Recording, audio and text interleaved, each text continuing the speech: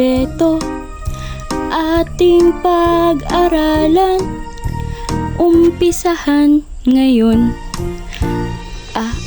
Aso, bola, cactus, daga, eroplano, French fries, gatas, hipon, ila, jeepney, kesa, lamok, medyas,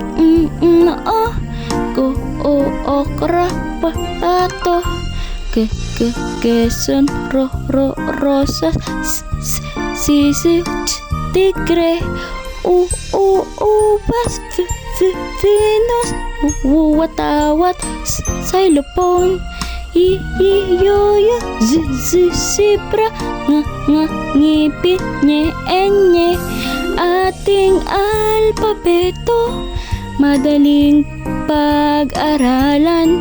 At huwag mong kakalimutan, laging tatandaan